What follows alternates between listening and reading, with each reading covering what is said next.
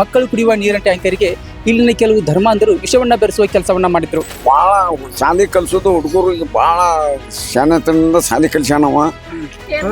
ತಾಯಿ ತಂದಿಕ್ಕಿಂತ ಹೆಚ್ಚು ನೋಡ್ತಾರೆ ಇವ್ರು ಸರ್. ಹಾ ರೀ, ಅವ್ರು ಯಾವ ಉದ್ದೇಶಕ್ಕೆ ಮಾಡ್ಯಾರೋ ಗೊತ್ತಿಲ್ರಿ, ಆದ್ರೆ ಶಿಕ್ಷಕರು ಮಾತ್ರ ಭಾಳ ಚಲೋ ಇದಾರ್ರಿ ಇಲ್ಲಿ. ಈ ಒಂದು ಕೃತ್ಯಕ್ಕೆ ಹಿನ್ನೆಲೆ ಯಾಕೆ ನೀನು ಹೀಗೆ ಮಾಡಿದೆ ಅಂತ ಸಾಗರ್ನ ಕೇಳಿದಾಗ ಏನಿಲ್ಲ, ಆ ಶಾಲೆಯ ಮುಖ್ಯೋಪಾಧ್ಯಾಯ ಮುಸ್ಲಿಂ ಇದ್ದಾನೆ, ಅವನು 13 ವರ್ಷದಿಂದ ಇದ್ದಾನೆ, ಅವನಿಗೆ ತೆಗೆಸಬೇಕು ಅಂತ ನಾನು ಈ ರೀತಿ ಪ್ಲ್ಯಾನ್ ಮಾಡಿದ್ದು ಅಂತ ಹೇಳ್ತಾನೆ. ಧರ್ಮಾಂಧತೆ ಎಂಬುದು ಯಾವ ಮಟ್ಟಕ್ಕೆ ತಲುಪುತ್ತದೆ ಎಂದರೆ ತನ್ನ ದುರುದ್ದೇಶವನ್ನ ಈಡೇರಿಸಿಕೊಳ್ಳುವುದಕ್ಕಾಗಿ ಕೋಮುವಾದಿಗಳು ತನ್ನವರನ್ನೇ ಬಲಿ ಕೊಡುವ ಮಟ್ಟಕ್ಕೆ ಇಳಿದು ಬಿಡ್ತಾರೆ. ಆದರೆ ನಮ್ಮ ಸಾಮಾನ್ಯ ಜನರಲ್ಲಿರುವ ಸೌಹಾರ್ದ ಗುಣವು ಇವರೆಲ್ಲ ದುರುದ್ದೇಶವನ್ನ ಸರಸಾಸಾಗಾಟವಾಗಿ ವಿರೋಧಿಸುತ್ತಲೇ ಬಂದಿದೆ. ಇದಕ್ಕೆ ನಿದರ್ಶನವಾಗಿ ಬೆಳಗಾವಿ ಜಿಲ್ಲೆಯ ಸವದತ್ತಿ ತಾಲೂಕಿನ ಹೂಲಿಕಟ್ಟಿ ಗ್ರಾಮದಲ್ಲಿ ಮುಖ್ಯ ಶಿಕ್ಷಕ ಮುಸ್ಲಿಂ ಆದ ಕಾರಣಕ್ಕೆ ಅಲ್ಲಿನ ಕೋಮುವಾದಿ ಕಿಡಿಗೇಡುಗಳು ಅವರನ್ನ ಅಲ್ಲಿಂದ ವರ್ಗಾವಣೆ ಮಾಡಿಸಬೇಕು ಎಂಬ ದುರುದ್ದೇಶದಿಂದ ಶಾಲಾ ಮಕ್ಕಳು ಕುಡಿಯುವ ನೀರಿನ ಟ್ಯಾಂಕಿಗೆ ವಿಷ ಬೆರೆಸಿದ್ರು. ಅದೃಷ್ಟವಶಾತ್ ಯಾವ ಮಕ್ಕಳಿಗೂ ಪ್ರಾಣಾಪಾಯ ಆಗಲಿಲ್ಲ. ಸಮಯಕ್ಕೆ ಸರಿಯಾಗಿ ಪೊಲೀಸರು ತನಿಖೆ ನಡೆಸಿ ಅಪರಾಧಿಗಳನ್ನ ಪತ್ತೆ ಹಚ್ಚಿದ್ರು. ಈ ವಿಷಯವಾಗಿ ನಮ್ಮ ಪ್ರತಿನಿಧಿ ಗ್ರೌಂಡ್ ರಿಪೋರ್ಟ್ಗೆ ಹೋದಾಗ ಅಲ್ಲಿನ ಜನರ ಮನಸ್ಸಿನಲ್ಲಿ ಮುಖ್ಯ ಶಿಕ್ಷಕ ಸುಲೇಮಾನ್ ಗೋರಿ ನಾಯ್ಕರ ಬಗ್ಗೆ ಯಾವ ಅಭಿಪ್ರಾಯವಿದೆ ಎಂಬುದರ ಬಗ್ಗೆ ಜನರನ್ನ ಮಾತನಾಡಿಸಿದ್ದಾರೆ.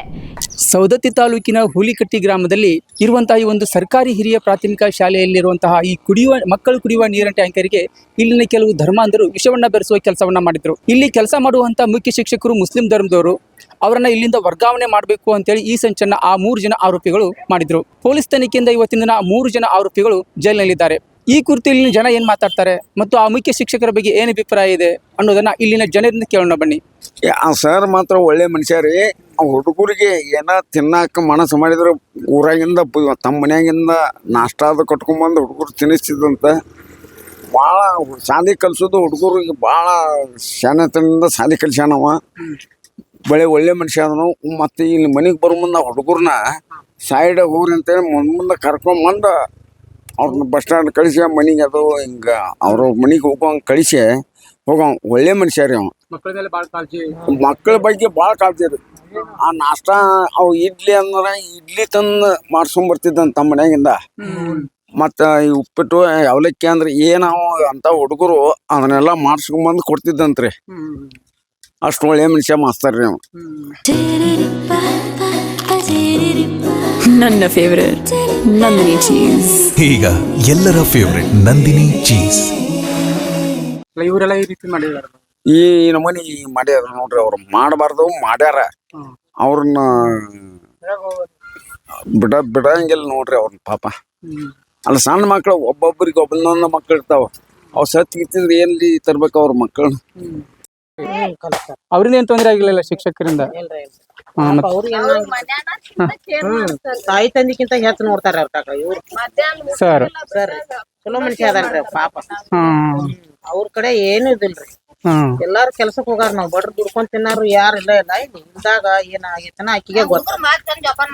ಚಲೋತ್ನಂಗ್ರಿ ಪಾಪ. ಇಲ್ಲಿಗೂ ಮತ್ತ ಹಂಗ ಮಕ್ಳಿಗೆ ಇದನ್ನ ತರಿಸಿ ಒಟ್ ಜಾಗ್ರತೆ ಇದನ್ರಿ. ಒಳ್ಳೆ ಶಿಕ್ಷಕರು ಇದಾರ. ಅವ್ರು ಇರ್ಬೇಕೇನು ಕಂಟಿನ್ಯೂ ಆಗಿ. ಇಲ್ಲೇ ಇಲ್ರಿ ಪಾಪ.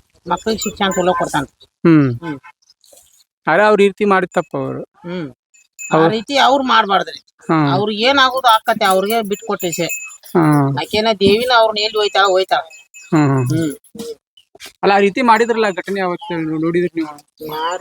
ಯಾರು ಇರಾಕಿಲ್ರಿ. ಆಮೇಲೆ ಹುಡ್ಗರು ಒದ್ದಾಡಕತ್ತಿಂದ ಗೊತ್ತ್ರಿ ನಮ್ಗೆಲ್ಲಾ ಈ ತರ ಆಗೇತಿ. ಅವ್ರೆಲ್ಲಾ ಅದು ಸ್ಮೆಲ್ ಬರಾಕತ್ತಿಂದ ಗೊತ್ತಾಯ್ತ್ರಿ ಅದು ಎಣ್ಣೆದ ಅಂತೇಳಿ. ಆಮೇಲೆ ಆಂಬ್ಯುಲೆನ್ಸ್ ಎಲ್ಲಾ ಬಂದು ಕರ್ಕೊಂಡ್ ಹೋದ್ರು ಮಕ್ಕಳನ್ನ. ನಾವು ಹಾಸ್ಪಿಟ್ಲಿಗೆ ಹೋಗಿದ್ದೀವ್ರಿ. ಅಷ್ಟೇ ಸದ್ಯ ಮಟ್ಟಕ್ಕೆ ಅವು ಸ್ವಲ್ಪ ನೀರ್ ಕುಡ್ದಿದ್ದು ಏನು ಜಾಸ್ತಿ ತ್ರಾಸ ಆಗ್ಲಿಲ್ಲ. ಅಷ್ಟೇ ಹೊಟ್ಟೆ ನೋವು. ಸೊ ಕೆಲವಷ್ಟು ಮಂದಿಗೆ ವಾಮಿಟ್ ಅದು ಆಯ್ತ್ರಿ. ಆಮೇಲೆ ಏನು ಆಗ್ಲಿಲ್ಲ. ಶಿಕ್ಷಕರ ಬಗ್ಗೆ ಏನಿದಿಲ್ಲ ಆದ್ರೂ ಕೂಡ ಹಂಗ ಮಾಡಿದ್ರು. ಹಾ ರೀ, ಅವ್ರು ಯಾವ ಉದ್ದೇಶಕ್ಕೆ ಮಾಡ್ಯಾರೋ ಗೊತ್ತಿಲ್ರಿ, ಆದ್ರೆ ಶಿಕ್ಷಕರು ಮಾತ್ರ ಬಾಳ ಚಲೋ ಇದಾರ್ರಿ ಇಲ್ಲಿ. ಶಿಕ್ಷಕರದ್ದು ಯಾವ ತಪ್ಪು ಇಲ್ಲ ಅನ್ಕೋತೇನ್ರಿ.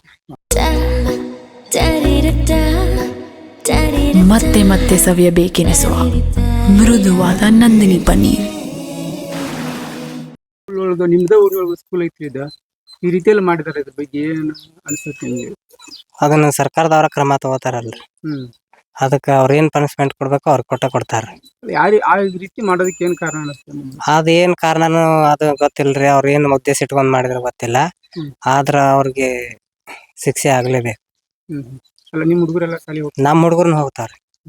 ಅವತ್ತೇನು ಅಸ್ವಸ್ಥರಾಗಿದ್ರಲ್ಲ, ಅವಾಗ ನಿಮ್ ಮಕ್ಕಳು ಇದ್ರ ಅವಾಗ? ಹಾ ಇದ್ರಿ. ಇದ್ರ? ನಮ್ಮ ಅಣ್ಣನ ಮಕ್ಳು ಇದ್ರು, ನಮ್ಮ ತಂಗಿ ಮಕ್ಳು ಇದ್ರು ರೀ. ಹಾಸ್ಪಿಟಲ್ ಕರ್ಕೊಂಡು ಹೋಗಿದ್ರು? ಕರ್ಕೊಂಡ್ ಹೋಗಿದ್ರಿ. ನಾವ್ ಹೋಗಿರ್ಕಿಲ್ರಿ, ಅವ್ರು ಹೋಗಿದ್ರ? ಹ್ಞೂನ್ರಿ. ಅವತ್ತೆಲ್ಲ ಏನೇನ್ ಆಯ್ತ್ರಿ? ಅವತ್ತ ಎಷ್ಟ್ ಗಂಟೆಗೆ ಆಯ್ತ್ರಿ ಅದು? ಅದು ಬೆಳಗ್ಗೆ ಏನಾಗಿಲ್ರಿ, 8ರಿಂದ 9 ತನ, ಒಂದ್ 10 ಗಂಟೆ ತನ ಅಂತಂದ್ರ ಅದ ಎಲ್ಲಾ ಅವಾಗೆಲ್ಲ ನಡೀತ್ರಿ. ಆಗಿತ್ತು? ಆಯ್ತ್ರಿ.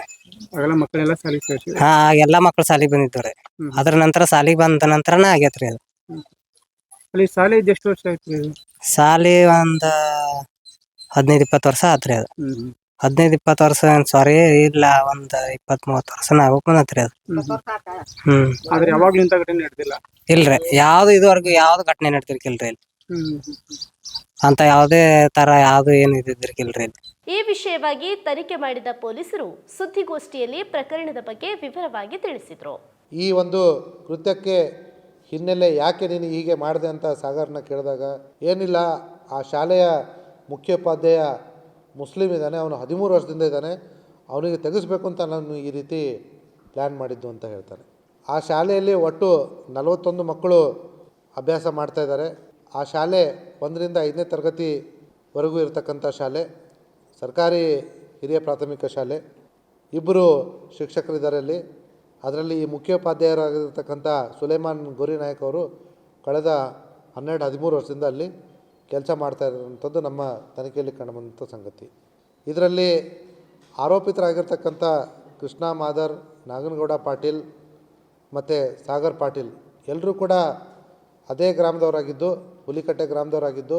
ಸಾಗರ್ ಪಾಟೀಲ್ ತನ್ನದೇ ಆದ ಒಂದು ಸಣ್ಣ ಡಾಬಾವನ್ನು ಇಟ್ಕೊಂಡಿರ್ತಾನೆ.